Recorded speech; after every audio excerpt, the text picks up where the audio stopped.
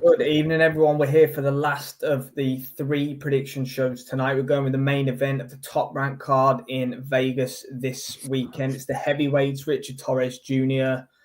Is facing Guido Vianello. I think this could be a really good fight. We're just talking off camera.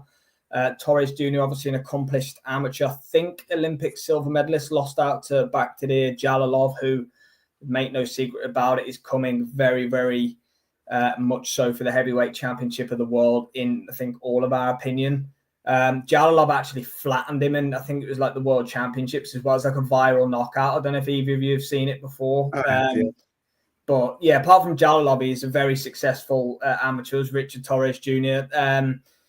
Vianello, look, last time out, I think it was against Arslan Mahmudov, obviously the once boogeyman before Kabiel dispatched of him on the Riyadh season card. Look, I've heard many heavyweights in interviews. I know Joyce has done millions of rounds with him. Obviously, with Jay said about Joyce's sparring earlier.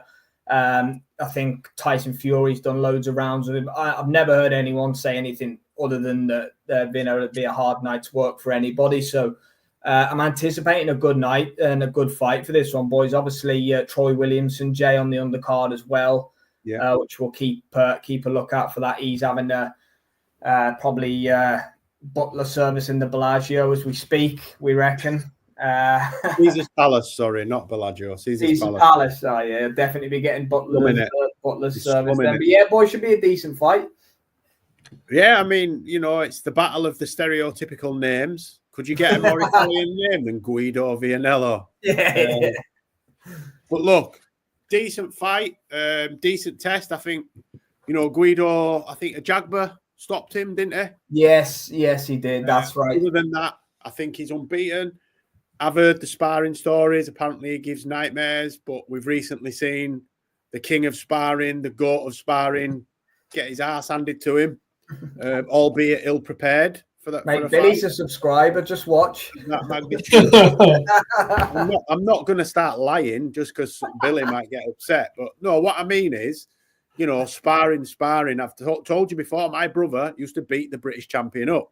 When they boxed, the British champion beat my brother up. Sparring is where you learn and practice, that you can't necessarily read too much into it. You can get a gauge of people and know what people are going to do and pick up habits and stuff. But look, this is a really good fight for both of them. It's a test of where they're both at sort of similar stages in their career. I think Torrez he's had 12 fights or 50-ish. About a dozen fights each, aren't they, sort of? So they're at a very similar juncture. I think Vianello's boxed at a slightly better level, higher level. As I say, he lost against Jagber, and it's a coin toss for me. I think Torrez hits harder, but I think Vianello hits pretty hard himself. I can't pick a winner yet. I would be guessing if I picked a winner. I'm going to be honest. I would be guessing. I think Yeah, Liam, I think it's fair to say Torrez will go, and even Tumble Apple Crumble, by the way. Thanks for joining us. Ryan Cosman bet on fighting ads are paid. Unlucky, my friend, unlucky. Yeah, Liam, I think Torrez will go in as a favourite. He's the one that will be getting the top rank push, I think, with them backing him. But clearly, now's the time to pull the trigger on him because Vianello's not an easy opponent. So they want to. I think he's probably treaded water, it's safe to say, up until now, but they're clearly, he's only 25, I think, which is a baby for a heavyweight, as we know. So clearly the time's now for Todd DeBeuf, Bob Arum, and all those guys to let him off the leash. Yeah, look, I think you just nailed it. Now's the time to let him off the leash. He's treaded water, and people have sort of said, right, when are we going to see that next step? When are we going to see him in with someone that's got more than just a puncher's chance, if that makes sense? I mean, Vianello, we know why he was brought over to face Makhmudov. It was there as another confidence builder when he was still rebuilding from the Kabayel loss. I mean, his performance that night is actually the template I think he needs to use again on Saturday. It needs to be come forward, relentless pressure. It's not allowed Torres to get into a rhythm. But there is question marks. I mean, you say he lost to Ajagba, and I've just looked on his record. He's actually lost another fight as well before Ajagba against a journeyman back early on in his career. So it looks like from that record, Jonathan Rice he lost to back in 2023, who's 15-6-1. So it sort of shows with Vianello that he's got potential there, but he's slipped up twice as well. And, you know, Makhmudov was last August. Top Rank had an option on him off the back of that fight, and they've given him a 2-fight contract, I believe. Well, now you've got an opportunity, haven't you? If you can go out there and beat Torres as well, that's 2 kind of top-ranked golden gooses for the next heavyweight generation that he will have beaten. And then he's in a conversation for possibly fighting the before-mentioned Martin Bakole, or maybe even a Fabio Wardley-type fighter further down the line on a Riyadh season card or something. There's plenty of potential there.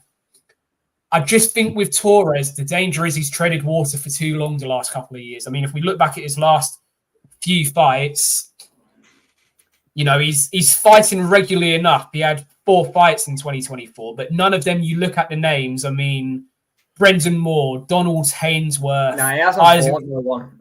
He's not fought anyone really, has he? He's just sort of, like we said, he's treaded water waiting for the moment. And Vianello's already shown that if you're not quite ready or if you're not quite on it, he's a danger. Jared Anderson's the example. Another top-ranked fighter. They pushed him in with Bakole. Now, I'm not saying that Vianello's Bakole, but you know, similar ages. Anderson was 24 when they shoved him in there with Bakole. Yes, Turkey paid him a bag, and you know, I think Bob Arum advised him against taking that fight, according to Bob Arum. But Anderson was obviously, and probably correctly so, swayed by the payday. He's like, you can't dangle millions of dollars in a 24-year-old kid's face who's come from nothing. So I understand it, but you know, obviously Torres isn't getting that kind of money to fight Vianello on Saturday. But at the same time, you know, Top Rank clearly happy enough to throw these guys in tough fights, you know, at a certain stage. You know, he's still learning his craft really at 25. They're struggling for stars, aren't they? Heavyweights. They're struggling for heavyweight standouts. Well, the US need a heavyweight, don't they? Yeah, they need one. So I think they're looking to test them both. I think Torres is a slight favourite. But if like you said, he's not fought for a while.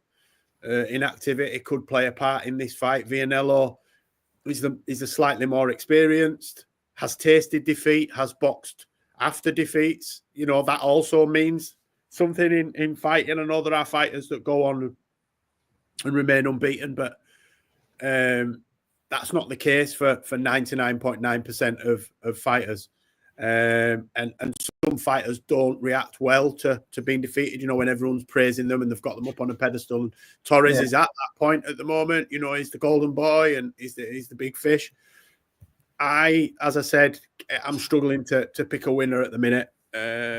It's a tough one for me, but it's a good fight, man. It's a really good fight. It's going to be a good fight. I think he'll be tested for sure. I'll give mine. I think Torres will win. I think he'll come through, but there's going to be some sketchy moments. I think 6-4, 7-3 kind of decision. Torres too, yeah. Yeah, I think he'll get through because of rating. I honestly do. I think he's good.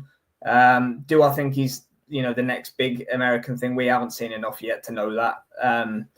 But my gut would say no, but he's getting the push. So yeah, I think he comes through, but if he's not all that, he'll be found out on Saturday night, and I think that's what makes it interesting. But yeah, I think sneaks through on points. Okay. What are you saying, Liam? I'm gonna go the opposite way, mate. I think I don't blame you. I don't blame you. You know where I'm going to go then, don't you, boys? Go on, Liam. I wonder where, mate. Well, I think Vianello, that Makhmudov performance has just reignited his career. Like we said, he's got this mini top-rank deal now. He can see a pathway into the precipice of the big time, and I think it'll be another big performance. He's sort of becoming a bit of a... If he does this, he'll be becoming something of a bogeyman for these up-and-coming heavyweights. Makhmudov, Torres... You know, if you put him in with someone like Bakole or someone on that ilk next, I think he's just on a tear at the moment. Look, Torres can come again. He's young. He's 25. I mean, Dubois had his first loss at 25, and now look at where Daniel Dubois is at heavyweight. It's really not the end of the road when you take a loss in your mid-20s. But I think Vianello points 6-4, 7-3 is where I'm going to go. Draw. I'll go the draw. As I said before, you guys gave me your picks. It's a difficult one. It's a coin flip for me because we don't know what Torrez is like under pressure, right? We've seen him knocked out and stopped in amateurs.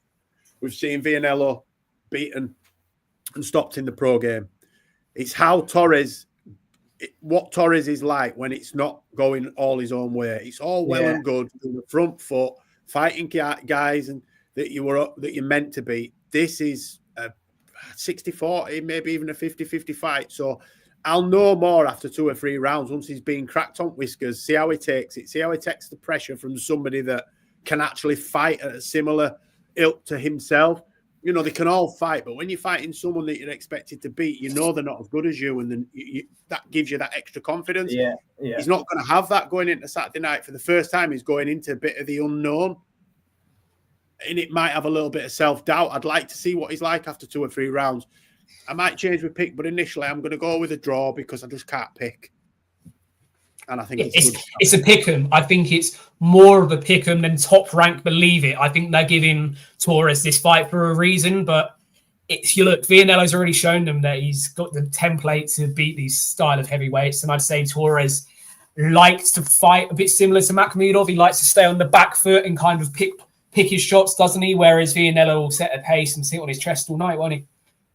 Yeah, certainly will. It'll be interesting. Then we got a draw, one either way on points. So that shows you that, in our opinion anyway, it should most certainly be a competitive fight. And if not, one of them could have potentially be ripping up the script. But yeah, thanks to Humble Apple Crumble for the interaction. Jay Liam, been a pleasure as always. We'll be back tomorrow for No Punches Pulled.